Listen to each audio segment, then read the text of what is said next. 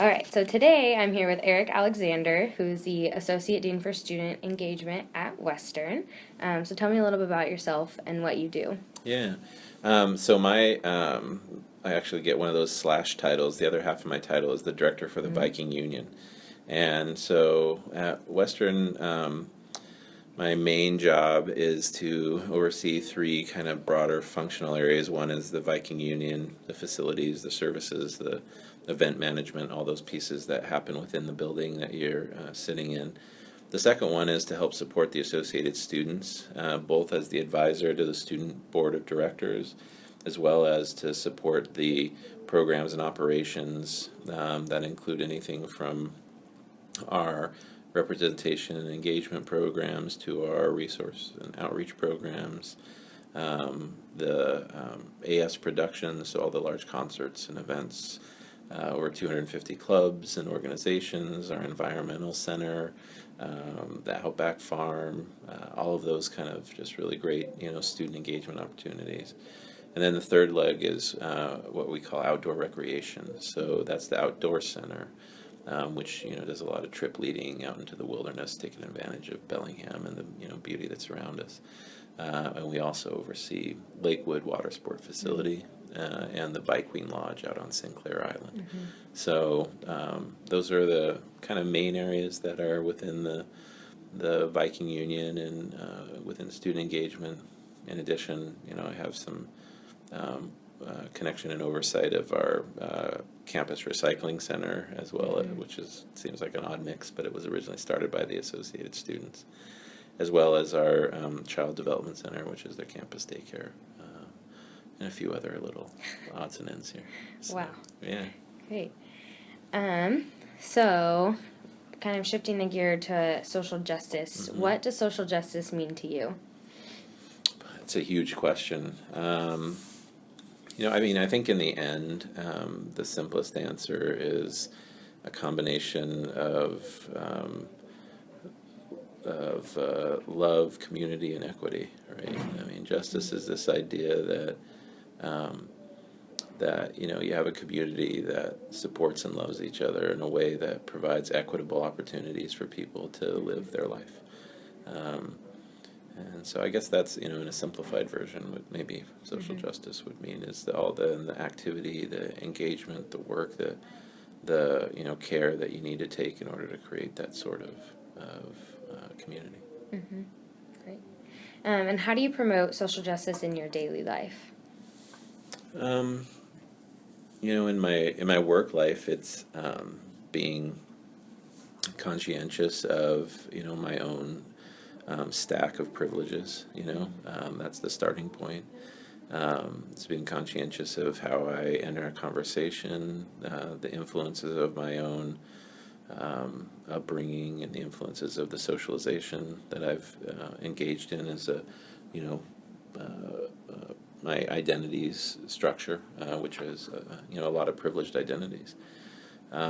It's also acknowledging in the work life where I can make differences in systems Mm-hmm. of oppression, whether it be in how we hire, recruit, retain people, whether it be in how we think about programming, or even in the simple act of writing a position description or allocating funding. Mm-hmm. Those are all things that can be navigated through a justice lens. Then on the personal side, it's the individual work that you have to do, and I have a family, and um, I don't want to keep reiterating the same cycle of socialization that help to build those same internalized messages that necessarily I was indoctrinated by, in terms of privileges and dominance hierarchies and things Mm-hmm. like that. And so, how do we have those conversations with the next generation? Mm-hmm. Yeah.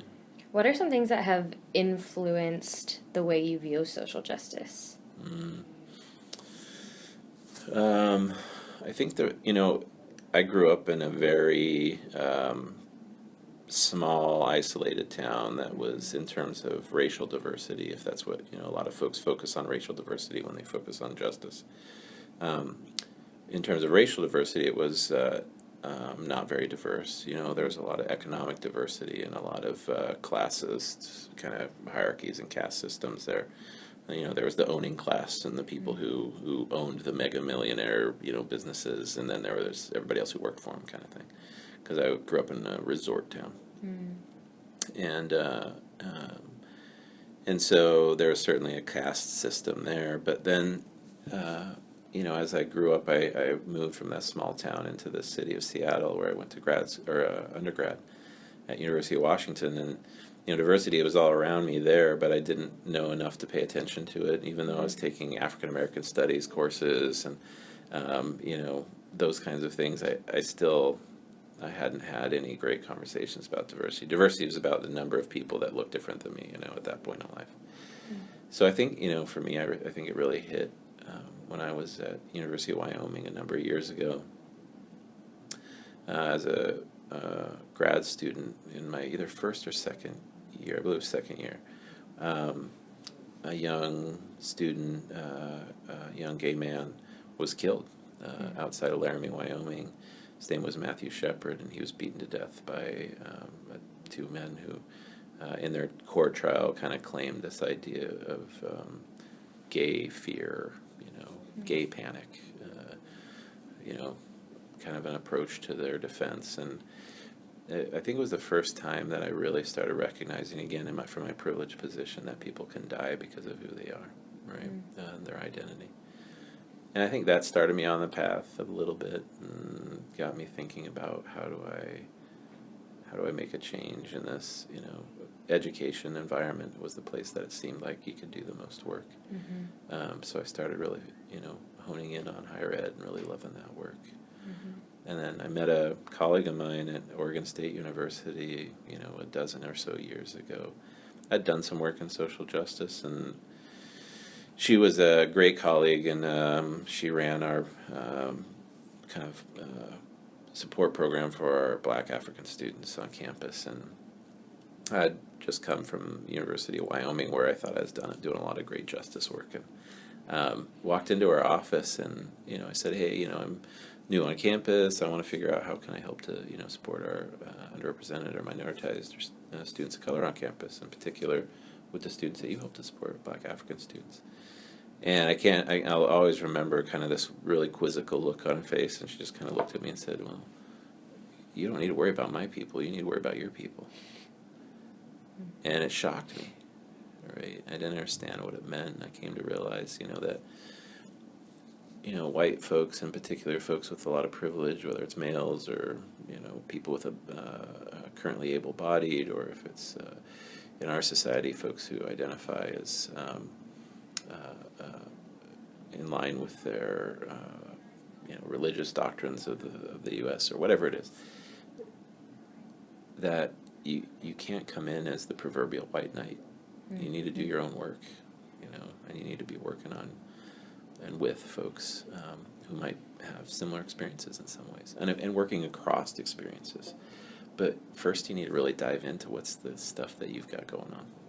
So, yeah, yeah, that's great. And one thing I love about higher education and being at Western, especially, and then also in the Human Services program, is we're asked a lot to unpack our privileges, our biases, and our assumptions. And I think that's definitely the first start in promoting social justice for anybody. I think that's really important. It's also the hardest step. I mean, it's the step that makes you admit that you haven't first, right? And our culture is not one, we're the bootstrap culture, it's all that myth meritocracy, all that stuff. We're in this conditioned environment that says, what you work for, what you get what you work for. And everybody's the same, we're all equal, that kind of stuff. And to actually be in a position where you have to admit that that's not true is a hard place for a lot of people to be. Definitely. Right? So, yeah, it's not easy work. Not easy work, and it's I don't know if you grew up with the same thing at all, Hannah, but I grew up with this notion that was dispelled upon me by my parents that there's certain things you don't talk about with friends, right, or family. You don't talk about religion or politics or money, right? And I always thought, well, if you can't talk about that stuff with your friends, then who the hell do you talk about it with? Yeah. And this is getting at the heart of it. That was a system that kept us from talking about hard things, The system was created. It wasn't intentional by my parents to not, Yeah. to hold in place the system of oppressions that then are created by not talking about those things. But it Yeah. did. It does. Right.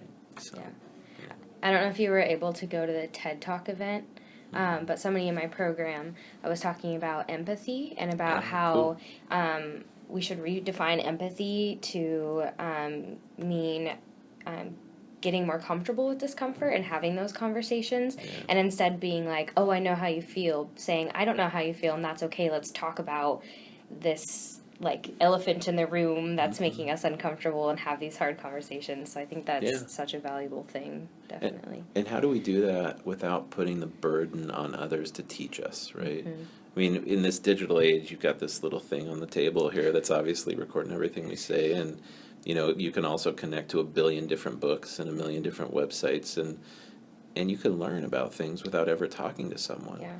And so, what work do we need to do so that we're not just putting it on the backs of folks who've always had to educate? Like we need to put some of our own efforts into this work at a deep level, or otherwise, you're not going to change. So what are some ways that you do that and promote social justice here at Western? I'm very new to campus, so I've only been here. I've been here less than 2 years. I got here in August of 2014, so I start by just trying to get involved in some of the work that helps to support change on campus. I got engaged right away in our Dean of Students area with our cultural competence work, and supported the leadership that was already established here in doing that work. And I look at things like as a manager of people, I can help to support things like changing position descriptions to make sure that we don't just talk about a one line in a position description that says diversity is important to Western, make sure that you're doing blah blah blah. Instead, what we do is integrate the idea of equity, inclusion, and justice throughout the entire position description. So wherever you can, how do you talk about must help to support and create an environment of equity and inclusion, must help to support and maintain and recruit a diverse population of employees. It's starting to just rethink how we can interject this work in our everyday life. And it starts with some values assessments, right? So as an organization, the Viking Union, which is the group of people who I have the opportunity to work with and oversee the operations of, those 20 plus people, we talk about values. That's where we start.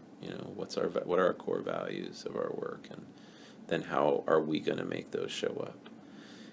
Often I used to do leadership development stuff back at Oregon State, and I often would start with this really annoying, the students loved it and hated it at the same time, this annoying kind of task where there's this checklist full of values, and they had to check off their top 10, and then their top 5, and then their top 3, and do it in quick time. And it was always really aggravating and annoying, but what I offered as a suggestion is, if I took this list of values and followed you around everywhere you went for a week, not a weird, creepy way, but just, observed your behavior for a week, would I be able to check off this list by watching what you do? Would I be able to understand what your values were? Right? Because our values, if they're only internalized, they're not going to show up. If they're, where's the behavior? And so I think as organizations, we have to live our values out. And right now, we don't do a great job in all our areas at all. All you have to do is listen to the students who are here, and you hear that. And so, how do we push ourselves to be better daily? That's the work that we try to do. Yeah. What are some of the things that you hear from students about the offices and the areas of work that Western maybe could improve on? Yeah. I think a lot of it is, I think a lot of the places it's kind of everywhere, right? It's the daily microaggressions that people feel. I think it's, not necessarily seeing a place that is their own, or seeing a place that looks representative of their values. whether it's the artwork that we create, whether it's the spaces that we honor and hold up, whether it's the population of students on campus, the staff that we see, the faculty that we see. So I think it's the conglomeration of all those things that lead to the feelings that folks have, right? And so when there are triggering incidents or events, they are magnified by what is perceived of as a lack of seeing themselves, of seeing ourselves, all of us, but most particularly minoritized or underrepresented students, seeing this place as being for them. So I think it was summed up in a sign that I saw. We were at a event where we were talking with a big group of students, 70, 80, 90 students, about the Multicultural Student Center and how do we advance the Ethnic Student Center and enhance it and grow it and those kind of things. There was a sign that some students put up on the wall, painted signs with just some advocacy language on it. And one of them that really resonated with me, and it was also words spoken by a number of students that I've heard, is I don't just want to survive Western, I want to thrive at Western. Right? And so how do we create environments where people can feel like they're not just surviving, they're actually thriving here? And so that's got to be our angle, our lean. Those are, and it's in every facet. So it's hard to name this one place or this one thing. It's all of the things that don't add up for some people. So. Yeah.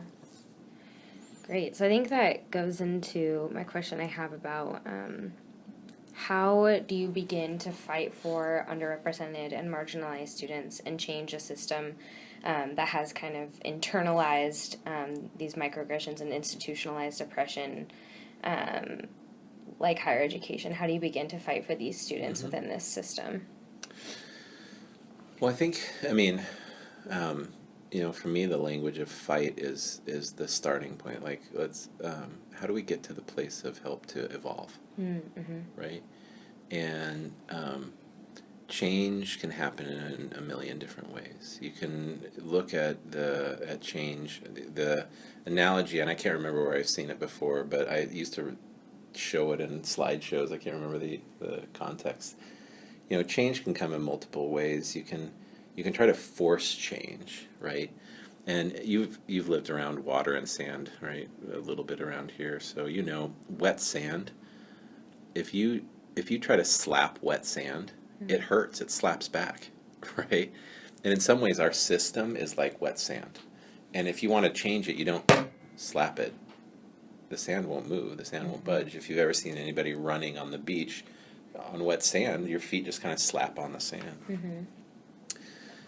And so that's one way to try to get through change, is try to force it. The other way is just to succumb to things. And so, maybe you write the word SOS in the sand, just to help us. And so all you're really doing is just letting letting the environment take its toll on you, and you're just kind of a passive bystander of things. But the third option is usually more organic. It's a change dynamic that I think I've seen in a lot of...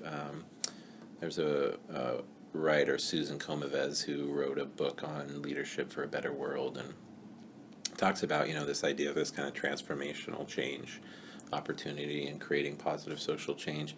And that, maybe the analogy is in the wet sand, it's wet sand that you're trying to change, and you don't slap it and you don't write in it. Instead, if you just stand there and you press down on wet sand, right? Eventually your hand moves into the sand and becomes part of the sand, and then your very presence changing the sand, right? And so that's that evolution idea. Like, how do we evolve?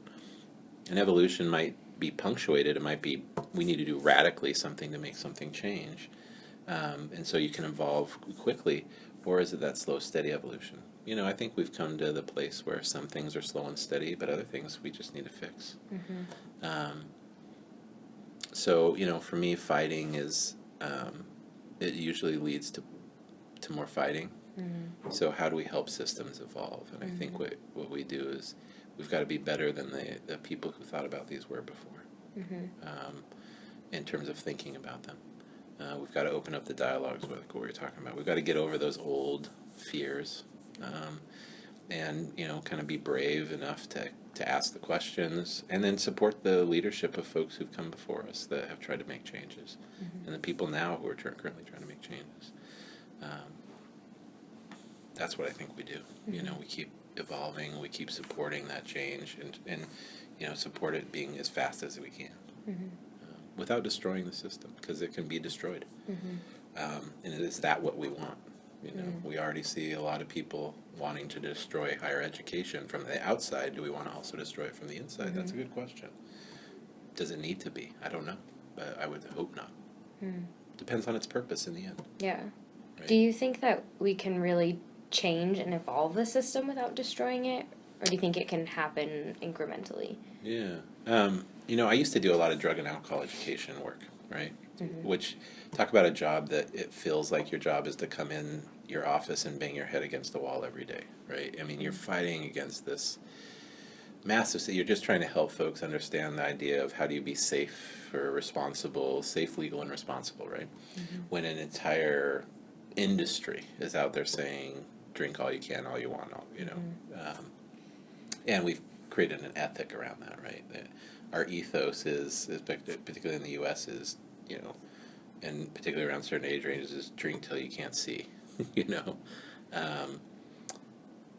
So how do you change that? Well, that's really hard. Well, a lot of folks would have said the same thing, and I'm not trying to compare social justice work to any of these things, by the way. They're just, for me, another way to maybe think about an analogy of change. Smoking. If we were sitting here, you and I, sitting here talking back in 1950, whatever, there would be a ashtray in the middle of us, and we'd both be smoking cigarettes because it was the thing you're supposed to do. Doctors used to prescribe cigarettes as anxiety reduction, right? And so there was all sorts of cigarettes that were being used. Well, one place that smoking happened was on airplanes, right? And I remember when I was a kid, I got on an airplane and we're sitting in the non-smoking section of an airplane. And the smoking section started at the seat right behind me. There was no, panel, no clothes. It was just this section smoking, this section. And so that was the start of the change. Used to be you could smoke on a plane anywhere. Then it was, only in the back of the plane. Well, then it became another transition that said smoking can only occur on flights longer than 2 hours.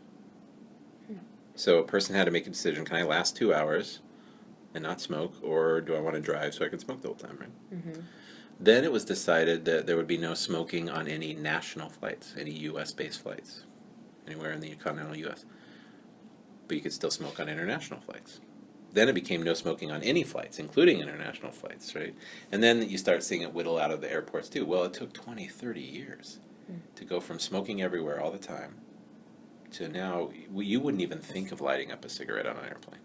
Nobody would. Even people who smoke every hour of their day, right? The change happened. That was an evolution. Now, granted, that was around health behavior. It wasn't around this racial thing that's a lot more complicated. So can systems change? Yes. Do we have time to wait for them to change? I don't know. People are dying. Do we need to destroy a system that could help us in creating the change? I think a lot of radical change ideas have happened out of higher education. That if we can't use the wealth of knowledge, resources, and experiences here at this time in college and higher ed, then this is a tough battle for us if we can't utilize this as a resource to create the change. So I think we need it. That's an interesting perspective, because I've heard a lot of people say, though, we need to destroy, especially education systems that have been teaching us these messages all this time. And I personally don't think that we have time to wait for that long evolution, as we were talking about.